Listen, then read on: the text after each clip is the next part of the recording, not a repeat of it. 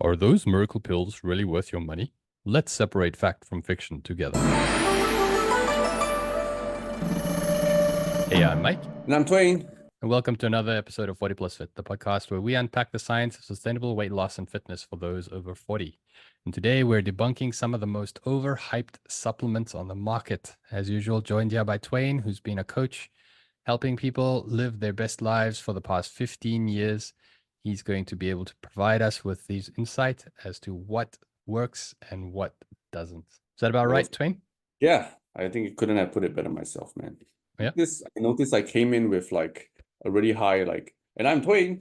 And then I just muted down to this really nice late night DJ voice, you know. I think we need to maybe consider putting some background music on. I think we should. See if Cool. anybody mentions it, any of the listeners mention it, then maybe we'll do it for an episode and see how it goes. For sure. Okay, what are we doing today? Overhyped supplements. Yes, we're going to chat about some overhyped supplements because supplements is a big part of the fitness journey. Really, you cannot go through a conversation with anybody without it coming up at some or other point. Like, oh, are you taking protein powder? Are you taking creatine? Are you taking whatever it is at that time? And sometimes the person will come back with some obscure thing that they read either on an internet article or they heard on some or other podcast or something somewhere. And you're like, what is that? And when you go and you actually read up on it, you can actually see is like, this is all just a marketing ploy. There's nothing really to this. So I thought I mean, maybe we can preempt some of those conversations by actually having a podcast episode today that can yeah, detail some of these things, what people can need to look out for. yeah, for sure. I mean the magic pill industry is a really, really big industry, so everybody wants their, slice of flesh, isn't it? It's a flesh. Pound of flesh, Jump from the piece of the pie, is it? piece of the pie, yeah. I was thinking Slice more of the flesh. Venice, that's why. But anyway. Like a Hannibal Lecter version. Oh, All okay. right. So let's start off with what actually defines or constitutes an overhyped supplement. Um, I think in my opinion, an overhyped supplement is something that the marketing claims are extremely excessive and potentially misrepresentative, even though legally it might not be. Um, but I think that's essentially what overhyped supplement is. Like people attribute too much of a effect to the supplement, more than it actually really is contributing. Yeah, Okay. that's what I would consider overhyped supplement. So in essence, you're just wasting your money buying it, you know, especially if you're not doing all the basic stuff. Right. Back when I was growing up, we used to get these cars. They're called kit cars. I can't remember the exact name, but the description here is they're basically kit cars. You build them up in your garage. But what happens is you get yourself a motor, and then Mhm. from that motor, then you build out the actual body or the kit in this regard. So you would see oftentimes there would be like this Lamborghini, right? That comes driving past you here, but that Lamborghini has like a Toyota engine inside because it's actually a kit car and not a real Lamborghini. So I've I always see. looked at over supplements in a similar way. Is you get your certain supplements that are your foundational ones. We've covered these in previous episodes, like protein, creatine, all of these that's been scientifically proven to benefit you, right? Yeah. Then you get the ones that come with more the marketing flesh. It's Mm. very like as I say, it looks like a Lamborghini, but when you pop the hood, not so much. It's like an 1100 cc Toyota engine inside there. And so that's where it comes to these overhyped supplements is the looks and the aesthetic feel of it is fantastic. Their marketing is fantastic. But when you get to the core of it, like what's the actual benefit or the drive of this supplement, it falls flat. Yeah. But there might be some form of placebo effect that because you've fallen into the hype of the marketing, you feel like you are actually getting the benefit of it. But when you actually Yeah. go and see medically or scientifically, you're not. And Yeah. so that's how I've always looked at overhyped supplements. And perhaps we can jump into some of these today. Yep, yep. But before we do so, I think there's probably one thing that we should always try and say, and that is like when you look at supplements, what advice would you give to people when they are considering taking supplements? I would always say the first thing, and we've said this many times before. The first thing is that supplementation is exactly in the name itself. It's just to supplement what you are already doing. It is not a magic pill. It's not meant to replace all the hard work that you are supposed to put in. Okay? If there is something that can, in a way, really acutely affect the process, almost replace certain aspects of the hard work, so to speak, and I'm putting that in inverted commas. Example like, recently everybody's been talking about Ozempic, right? But then there's other like I think new classes of this glutathione agonist kind of drugs where they help you with weight loss. Um, it's going to be a medical drug. It's going to be something that's way more expensive, way more like hard to kind of get a hold of, has to be really properly regulated and used properly. Otherwise, anything else like a supplement is just a small little addition. It's like 1 to 5% of potentially the results. And 5% is even being very generous, So if you're not settling the basics, if you're not eating well, you're not getting enough sleep, you're not doing all this kind of stuff, the supplement's really just gonna maybe be like, I don't know, there's a crack in your wall and you put a band-aid over it. Like that's the kind of deal, right? A supplement would be. So you have to go to the foundation and figure out, okay, this is crack here. I need to solve that, right? Like at the root. So that's probably the first thing. The other thing is when you look at the supplement, hey, the marketing is what catches your eye, but look at the meat of it, right? Like look at what are the claims that it's touting. If the claims sound ridiculous and fantastical and sound almost like, like gain 40 pounds of muscle in 3 weeks or some shit like that, right? Then obviously, if it's so fantastical, it's not going to be true. It's really not going to be true. So just kind of use a bit of that critical thinking. If it sounds too good to be true, it probably is if it's a supplement.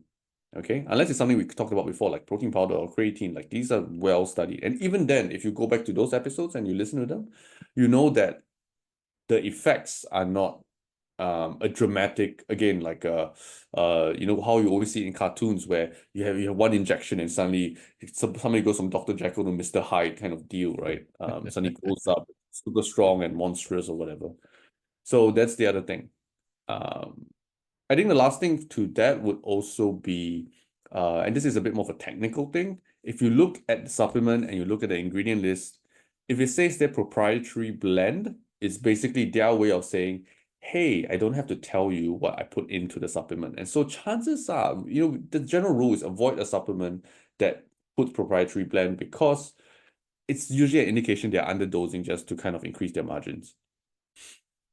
Okay, so that's it. Do you have any other ones I might have missed out, Mike?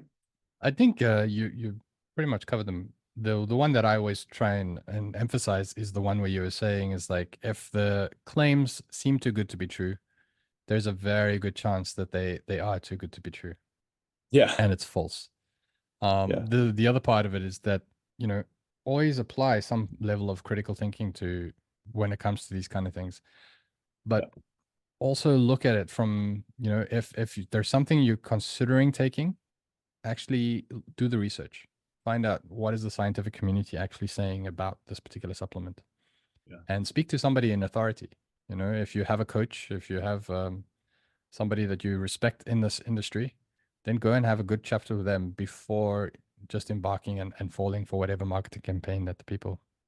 Oh, I think there's something I want to quickly add to that point as well, which is when you're doing your research, it's very easy to tell people to do their research, but I realize most people don't have any idea what actually doing their research or applying some level of critical thinking is, because there's a lot of fallacious thinking going around, right? Which is like, the perfect example is people think something's natural and so they think it's good for them, that kind of.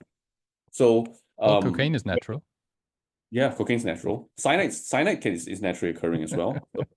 I think when we talk about doing your research, it's not so much like you have to go and like really examine papers and shit like that, because most people do not have the skill or the understanding of how to actually interpret a paper beyond just reading the headline and maybe reading the results.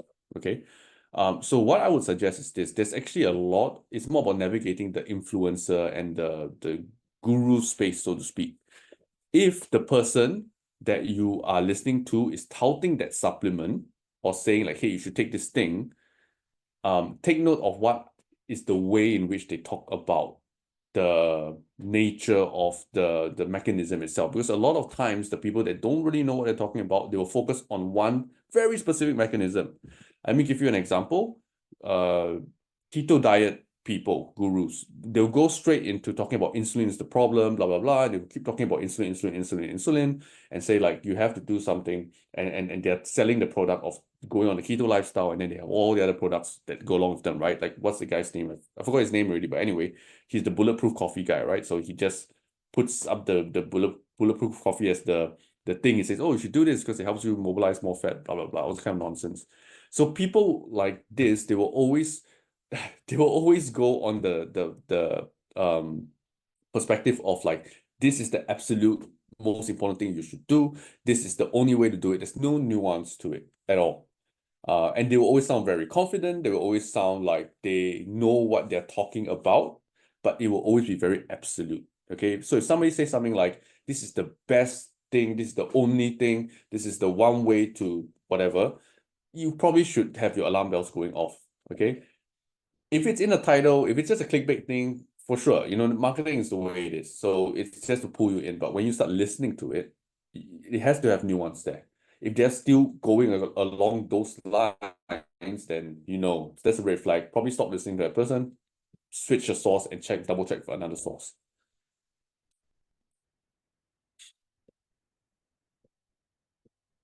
Yeah, that I can agree with, and it's a very good point that you brought up there. Is I have actually fallen into that trap, if I can say, is where you just get caught into pigeonholes, and there you go, or rabbit hole, should I rather say, and then off you go. You don't really want to look at the alternatives and everything, because this one makes sense, and this is what I'm sold and want to do. But the nuances of actually health and weight loss I find is wide ranging, and there's so much that comes into play that it's very difficult to really just focus on one thing, because when you focus on one, you neglect the other part. That comes to kick you in the butt 5 years down the line. Yeah. Yeah. Okay, so let's jump into some common overhyped supplements. Awesome. Over all your 15, 16, 45 years of coaching, what are the ones that jump out most at you when we talk about supplements being overhyped? I was coaching from the eater. 45 years, man. Give me another 30 years, right? So then I'll be, they can ask me that question again. But yeah, I think I'm gonna just kind of go through conversations I have with people, and these are going to be people that are, of course, a large majority of my clients, but a lot of it from just like people who are getting into fitness as well, and they ask me these questions. I think the first one I probably want to talk about is just creatine, since I think the last round we did the episode on creatine, specifically advanced forms of creatine. So I already went into detail in that in the previous episode. Please go and check that out. But to give you the cliff notes on it, any advanced form, specific acid form, or like a new CEE creatine ethyl ester form, or anything with the flashy marketing that tells you it delivers to the muscle faster, it kind of saturates the muscle faster, this kind of stuff. It's not worth your money. It's super overhyped, because as I mentioned, you just have to get basic creatine monohydrate. You have to just take that in regularly enough, and it will saturate your muscles fully. The impact or the difference in performance is not significant at all. Like it's probably not even felt. If you do feel a difference, it's likely going to just be a placebo thing, as with a lot of supplements, And that's not to say that it doesn't work. Like it will work. You're just paying a lot more money for essentially the same thing, and the power of your mind has convinced you that it's going to work. So you already kind of had it in you anyway, if that makes sense. So that will be the first one, I would say. Creatine, advanced forms of creatine, totally overhyped. Just take a regular creatine monohydrate, in a powder, in a pill form, up to you, And yeah, just take that 3 to 5 grams a day. Okay. Next.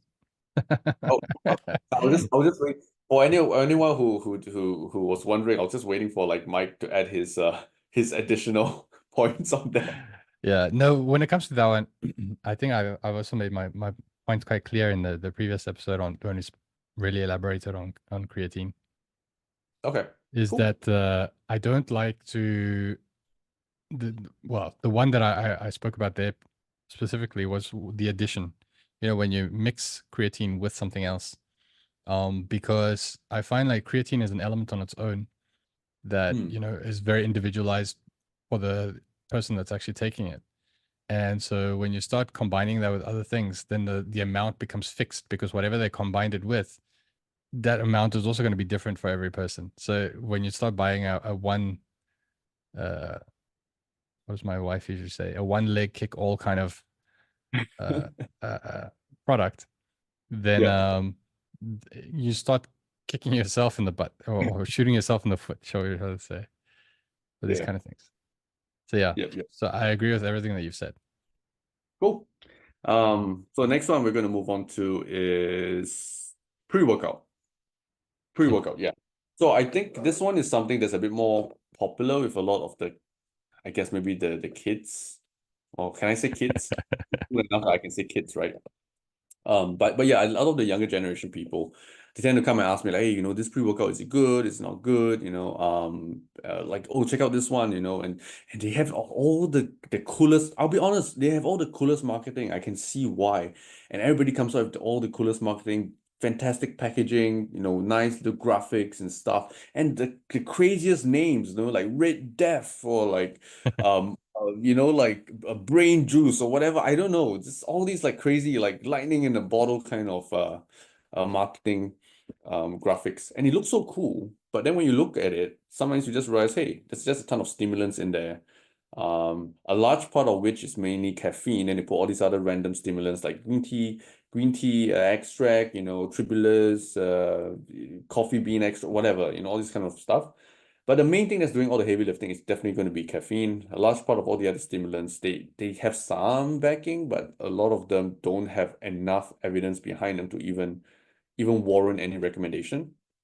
Um, but that's the thing. Say pre-workout usually is a ton of caffeine, and then what they stack into that tends to be sometimes they toss in some creatine as well, so it's kind of all in one thing. Sometimes, and most of the time they actually put in this other compound called beta alanine. So beta alanine is basically, how do I explain beta alanine? Beta alanine is basically something that kind of gives you a bit more energy in a sense.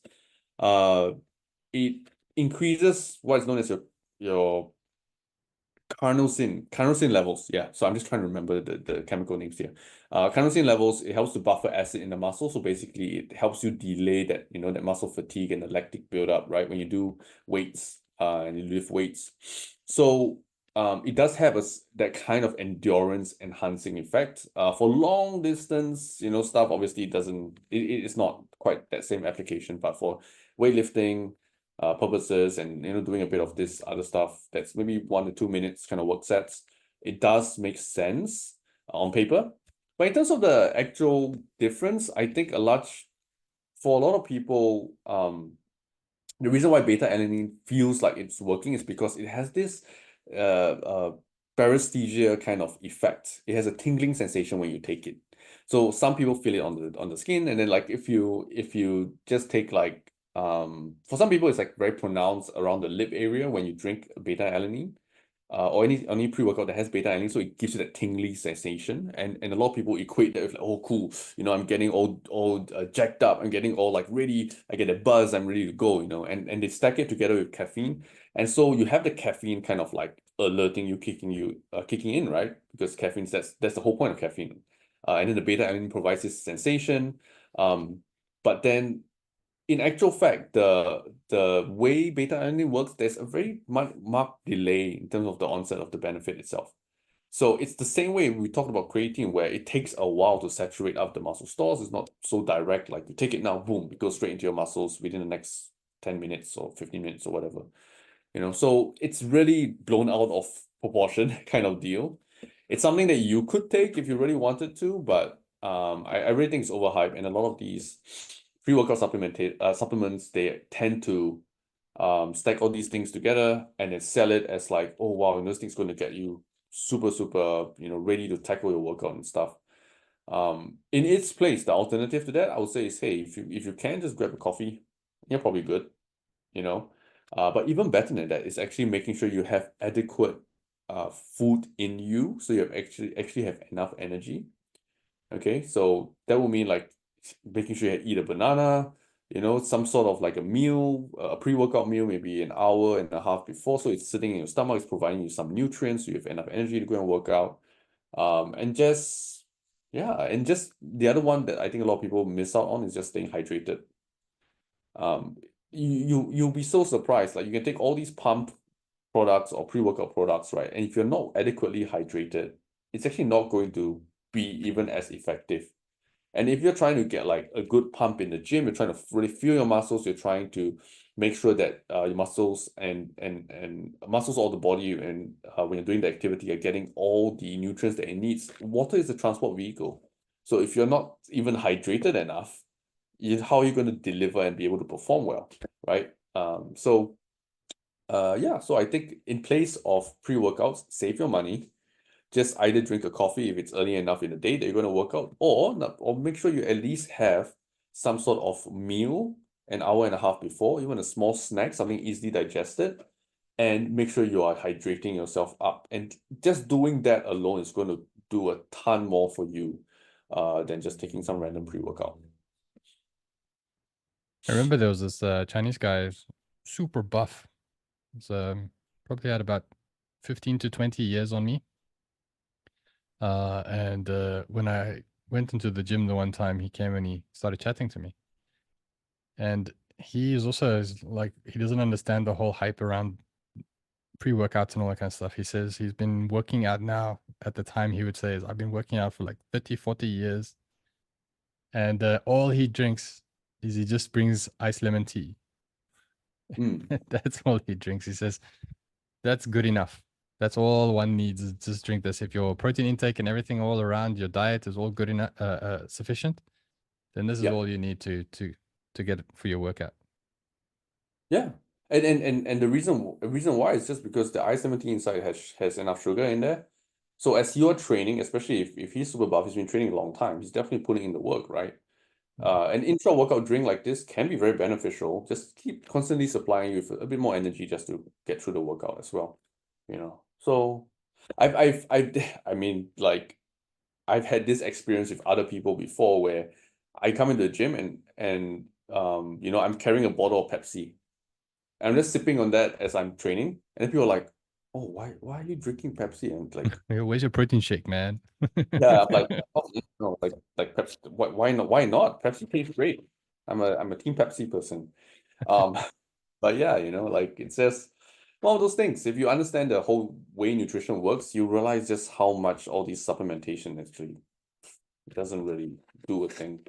Okay, Or so very, yeah. we have advanced creatine, we have pre-workouts. Yep. What would be next? I would say BCAAs.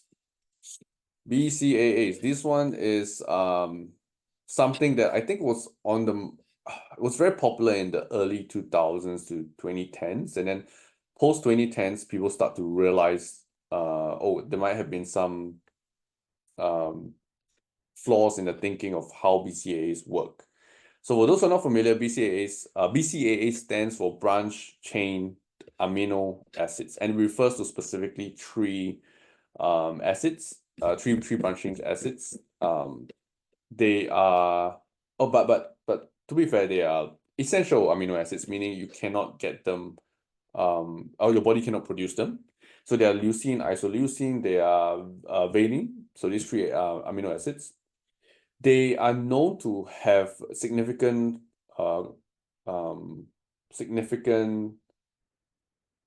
or play a significant role. I lost my words there. So they're known to play a significant role in muscle protein synthesis. Okay, so what that people always take that to be, it's not actually quite one-to-one in terms of the accuracy of this statement, but just for the sake of this explanation, People take that to be, oh, it supports muscular growth. So if I take more BCAAs, I should get more muscular growth. That was the idea or the simplistic thinking behind it. But as we understand more about protein synthesis, the way it works is that the different types of protein in your body needs to be at different amounts and paired together to achieve certain functions well. Okay, so in the case of muscle protein synthesis, you actually need to ensure you have all 9 of the essential amino acids kind of in the correct proportions. So you could have these 3 in really, really, really high proportions, but let's say if you didn't have the other, the other amounts in consequently high proportions, you'll be limited by the availability and amount of the other proteins. So it's not like your protein synthesis will suddenly go through the roof. You would still go at the same rate as whatever is limited by the rest. So taking extra BCAAs in this sense just means you're like kind of, hey, having this very expensive energy around, because the excess is just going to get converted in through gluconeogenesis. Basically, it takes the protein and turns it into glycogen, so it can be used by the body. So you just have you're just pissing away your money for extra energy in that sense. So that's what they found, and BCAAs are really, really like overhyped, and so it's kind of done that reversal, and I like that it's kind of self-corrected quite a bit, because a lot of the big influencers actually have talked about this. So if you want an alternative, you could look at essential amino acids. So instead of BCAAs, you look at EAAs as an alternative supplementation. But here's the key: you should only take them if you're not really getting enough from diet. Okay, so if you're already getting enough protein in your diet from meat and you're taking a regular protein powder, honestly, you're covered. That you don't have to take any EAAs or BCAAs. So it becomes completely overhyped and redundant. Okay. Yep. BCAAs, they also had a part where they were linked with the pre-workouts, right? Yeah, so it's one of those Yeah. things where they just toss it in there and they say, hey, this is really cool, and it has all these extra benefits. But again, now that you know better, right? Yeah. The other thing about BCAAs also is that now that you mentioned that as well, there used to be this trend where people would take BCAAs because it's calorie free. But here's the deal, okay? Because BCAAs are kind of like specific classes of amino acids, they're technically like incomplete proteins. And because they're incomplete proteins, they don't register as a protein yield. So on the nutritional label, they don't have to be labeled in terms of the caloric value. So there's a loophole there in that sense. It doesn't mean that they have 0 calories. They actually do have calories. You would treat them the same as you would protein. So it'll be same thing, 4 calories to the gram. Obviously, most BCAAs are not like a ton of calories anyway, because you're talking like maybe 3 grams of BCAAs or 4 grams or 5 grams or something, which is 20 calories, right? I mean, that's nothing, right? So it's not a ton, but it's also something to take note of, right? Like, hey, this thing is always saying 0 calorie. And a lot of times when people, they want to do like some sort of fasting regimen or whatever it is, they'll say, oh, I'll take the BCAA because I'll preserve the muscle, my muscle retention will go higher and stuff like that. But then they're not really fasting, if that makes sense. Yeah. So again, redundant. It's completely redundant, completely overhyped. Don't waste your money on BCAAs. Let's kill it dead in the water, okay? All right. Let's throw it Yeah. in the. Okay, next. What do we have? What do we have next? Weight and mass gainers. Weight gainers, yeah. Weight gainers, mass gainers. I think every self-respecting teenage boy has gone through this one. Yes, for sure. I've seen it when I was younger and trying to put on mass, but fortunately at the time, the cost was out of my reach. If not, I would have bought it. And essentially what these are, they're just like super poor value protein shakes, if you will. The reason why is because most weight or mass gainers are just, number one, like mostly a ton of sugar or some sort of sugar variant in a sense. You put dextrose, they put some sort of like waxy maize starch, whatever. They put in there just to bump up the calorie amount. Because the whole point of a weight and a mass gain is to bump up your calories easily so that you can gain weight, right? Because why? You only gain weight when you are able to eat enough. And believe it or not, for most of you who are listening to this, there is a group of people and a class of people who actually struggle to gain weight. All right. So there is such a thing that people struggle to gain weight. And for people like that, usually it comes down to an appetite issue. They can't eat enough. And I know it sounds crazy, but they can't eat enough to be able to gain weight. And weight gainers kind of come in to fill that void. Now, the problem is that weight gainers, the way they're made and all, they're usually marketed to be like, oh, this is going to be really effective and all of that. But most of the time, it's almost the equivalent of like you could make the same thing for more economical, from a more economical standpoint, because weight and mass gainers, they don't contain a ton of protein. They're mostly just a ton of like, again, like I mentioned, like a sugar or sugar alternative kind of, not alternative, a sugar derivative. And you could do the same thing by just buying a regular protein powder, okay, for a fraction of the cost, and or proportional fraction of the cost, and just combine that with oats, toss in a banana, put in some peanut butter. You'll be able to make your own weight gainer shake a lot more effectively with a ton more nutrients and micronutrients included as well. Okay, so you don't really need to buy a weight gainer. It becomes redundant. Just buy a regular protein powder because you get a lot more value for your money, because you're getting a good amount of protein for the amount that you're paying. Whereas if you buy a weight gainer, you're just getting like a small amount of protein for the amount you're paying, and you're just only getting all this extra stuff that's really not necessary. Mm. Yeah. I was actually one of those people that when I was younger, I struggled to put on weight. Like I could eat for days and I just wouldn't put on weight. And the magic combination that I found that helped me to increase the volume was Yep. oats and milk. Yep. So I Yep. increased in those two, and that increased my calorie count a lot. And because my calorie count increased a lot, obviously my weight increased. Yep.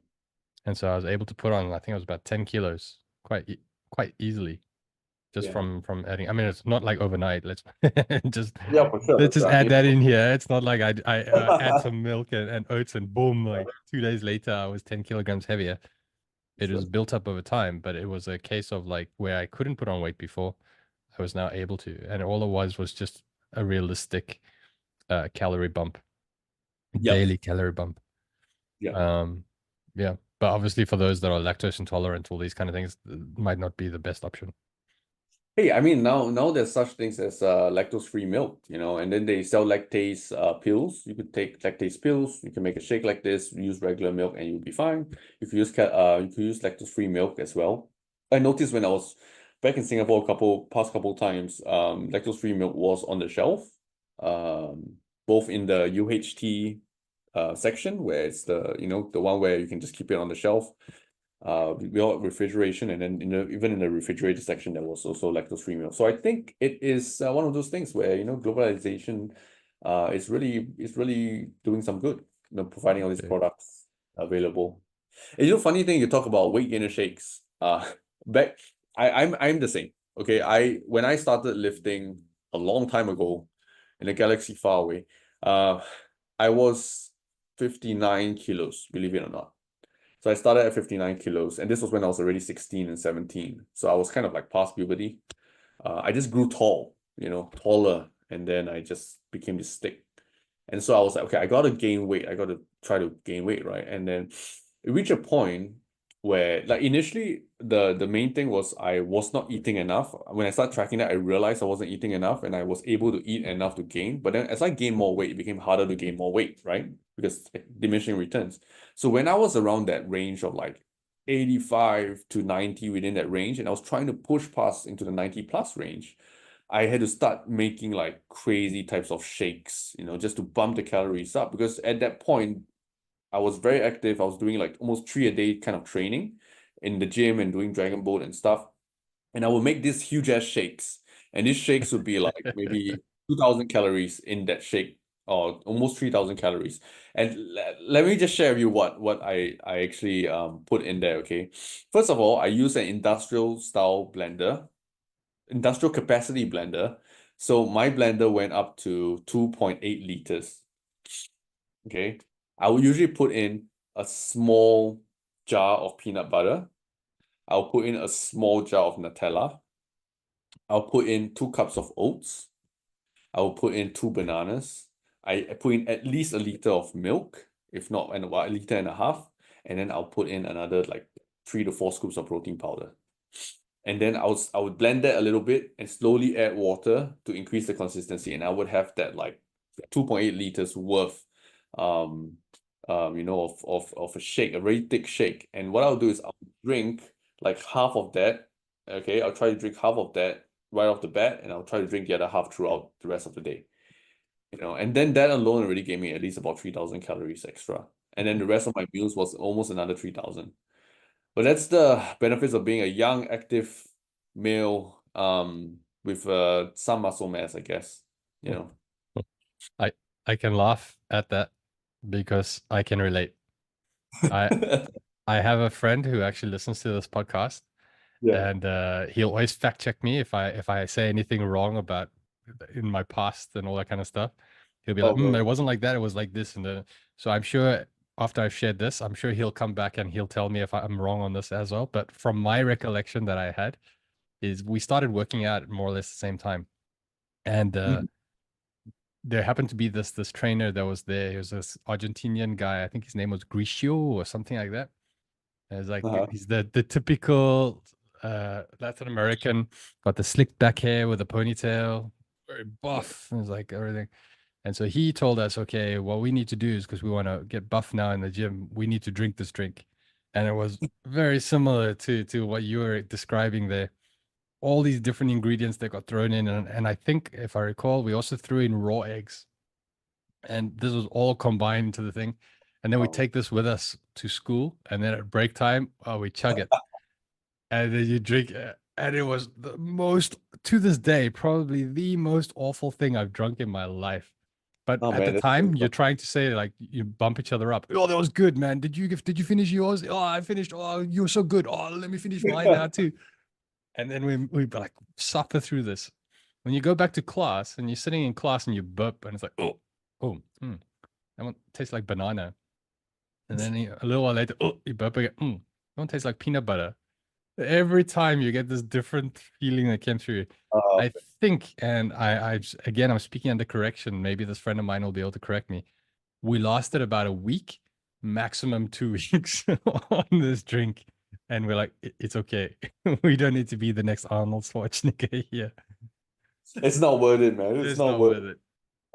So it comes into, I mean, nowadays these bulking up powders and everything are all, they taste much better because of all Yeah. the extra things that they're throwing in, and the protein powders themselves are also, the flavors are so much better than back way when I started. Yeah. Yeah. But yeah, I can agree with you. It's like, rather, unless you have some form of medical condition that's really preventing you from putting on weight, I would always or always advise to try and stick to first increasing your calorie count through some form of whole food, um, And there's before and there's looking to any of these kind of things, because it's a bit of a waste of money in my view. yeah. I think if you can make your economical version of the weight gainer like how we just described, obviously not to the extent that we just described, right? Hey, but to be fair, the shake I made, or as big as it was tasty, and that's the whole point. Like you want to make it super tasty because it's easier to get down. Yeah, When you are eating so much, you're just like, and it's not you're not doing that once a day. I think a lot of times people think that bulking is fun just because you can eat whatever you want, but if you're doing that every single day, you have to hit a certain amount, it gets tiring really fast. Just think about how you feel when you eat like at a buffet and you stuff yourself, and it feels great for that one day, right? And then after that, you feel like, oh, I'm super full. And maybe the next day, you're like, oh, I'm actually not very full. Yesterday, I ate a buffet, I don't eat as much. Oh, but you still have to do that again, and it gets sick real fast, right? You get real sickening real fast. So, yeah. yeah, so you have to make food taste great in that sense. Um, cool, cool, Okay. cool. Let's Any more you want to add to the list? I think we are sitting at 4 so far, right? just oh yeah, and this one I definitely want to talk about. It's because a lot of times I get a lot of ladies that actually ask me, but some guys too, okay? But a lot of the ladies that I train, they actually ask me about these. And these are, I'll group them all under the same category, detox supplements.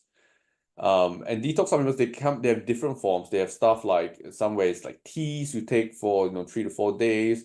There's some where it's like a juice fasting detox supplement Hmm. regime where they buy these sachets that cost, like more than the next cosmetic product.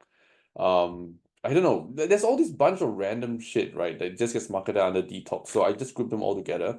And the reason why, I mean, obviously you can tell by my vernacular that, it's obviously something that you don't really want to go and waste money on. The only thing it's going to detox is your wallet, really.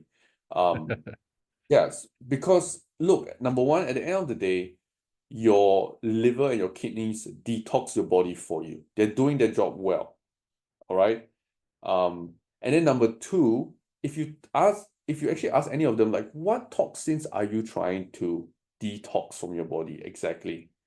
They'll struggle to tell you an exact toxin. Like, what exactly are you trying to detox? Because there's so many, like, toxicology is always about the dosage, right? Yep.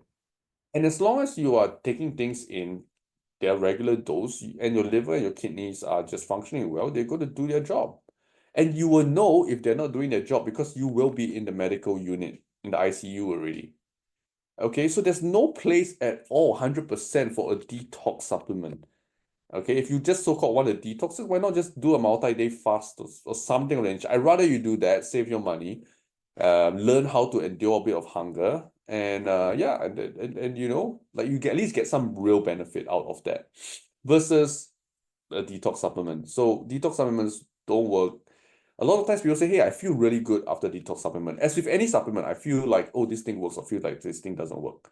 A lot of times it's because when people do take a supplement, okay, they either have to dramatically change what they're doing, or they unconsciously or subconsciously improve on what they were already doing. And again, look, human beings are human beings.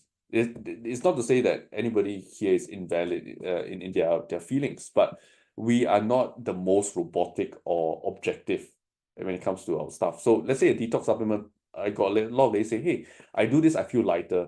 Yeah, I mean, no shit, if you are only just taking juice all day and then you're peeing everything out, and maybe it has some laxative, some of them have some laxative components, they will clear out your colon for you, and you're not eating anything else, of course you're going to feel lighter. Like, who's not going to feel lighter and more cleansed? I put that in inverted commas, right? Like, duh, you're not eating your regular shit. You're not going to eat your random rubbish, junk food and whatever nonsense that people will eat, right? Like, that you eat on a regular basis. So obviously you're going to feel better. And the reason why you feel better is just because you're not eating the regular bad habit stuff that you have, the bad nutritional habits that you have. That So reminds change. me of the people that go to those detox clinics for like a week retreat. Oh And yeah, then they wow. come back, I feel so good. I'm like, yeah, you would have felt so good if you just went to a deserted island as well. Because there's no stress, no nothing. You're eating a balanced. Yeah. Yeah, so it's just like it doesn't make. I mean, okay, look, it doesn't make sense, but I get it's irrational. These things are irrational as well, and we want, like, we need a motivating reason to make like dramatic change, right? You get it, but probably there's better reasons you can find than to say like, hey, this detox regime is the thing that's going to change me and all that. And the irony is this, right? People struggle to part with their money to invest in a coach or invest in a proper like fitness program and all these kind of things, but they're so readily just ready to part with their money when it comes to all these kind of like rubbish supplements and products. I've had clients or consults that I did before where I talk to them and they say, oh, I spent like, tens of thousands of dollars going to like Marie France's body line or whatever. I hope nobody's listening to this and we don't get, sued. But like Marie France Bodyline or one of those like slimming clinics, they wrap you up and then make you sweat or whatever. And then in the fine print there, to be used in conjunction with a balanced diet and exercise. So like like, is it the whole point of paying you the thousands and thousands of dollars because your machine is supposed to help me do the thing? And then you realize there's no such thing, right? Yeah. So detox supplements, if anything has the word detox in it, definitely look at it with a very, very, very critical eye. Understand what you're actually getting, and then most of the time, I would say 99% of the time, just ignore it. Don't waste your money. All right. So if we have to recap that, we would say it's a pre-workout. Mm-hmm.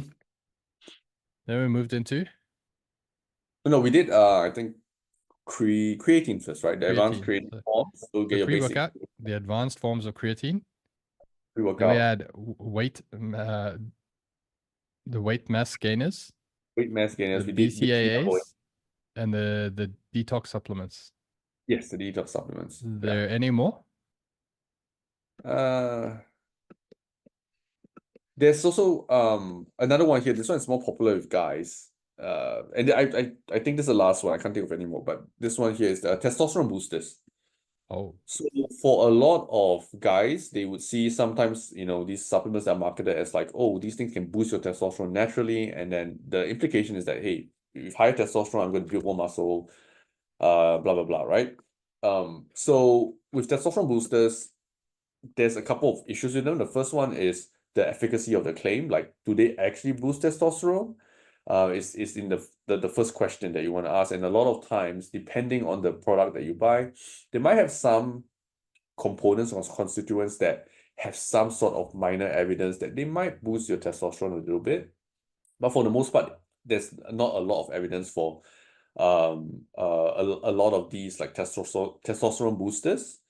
That you can actually say, hey, yeah, this one definitely boosts testosterone, in isolation. So I think that's the first thing. The efficacy of the claim is already largely in question. Okay. The second thing to that is that even if you were to boost your testosterone, what is the level of boosting that is done?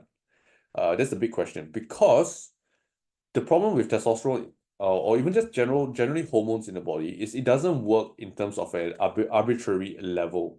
So it works within a range. And so that means like right now you're talking about a regular testosterone range would be somewhere between like 300 to 900, 800-ish nanograms per deciliter. So you're talking about that range. Now, if you are within that range, you're 300 plus, and you're boosted, let's say going from 400 to 500, like this increase isn't going to measure any have any significant impact in terms of your body, because your body knows it well within that range, and as long as it falls within that range, it's going to continue operating as per normal. So you're not going to get any like sudden increase in muscle benefits or whatever, or muscle growth, right? The kind of muscular growth benefits that people are looking for can only be achieved by the real testosterone boosters, which is steroids. Just injecting your testosterone, your test E and all the extraneous testosterone supplements. I put it in inverted commas, right? Into your body. That's the kind of levels we're talking about, where you're going beyond your 800 deciliter to like 3,000 kind of nanograms per deciliter kind of deal. So that's the thing. That's like testosterone boosters. Even if you were to take them, they're not going to have any effect, because they're still going to be within that range. There's no natural testosterone booster that can push it past a super physiological range, beyond that normal range. That isn't some sort of like actual testosterone you're injecting into your body. Yeah. So don't waste your money. Please don't waste your money. okay. This one I cannot add much because I'm not very familiar with testosterone boosters. Yeah, and honestly, don't even bother. That's Okay. all you need to know, really. There's no such testosterone booster that actually works. Okay, cool. So I think there we have it, huh? That covers Pretty much. all of it. So I think we'll end it off with the supplement industry is full of promises, but the reality is often very different. Remember, true health and fitness come from a balanced diet, regular exercise, and adequate rest. Don't just fall for the hype. Yeah. And again, thanks for tuning in to the Body Plus It. Your support means the world to us. Don't forget to like, share, and subscribe for more honest health advice. And until next time, stay healthy and stay skeptical. Yes, please do. Please be critical. Even be critical of us, like let us know in the comments if there's certain things you disagree about, things like this. We're always open to discussing, and then just further talking about some of these important stuff. Okay, fitness should be accessible to all. Yeah. So let's keep it that way. Yeah. Awesome. See you in the next one. See you in the next one. Thanks, Mike.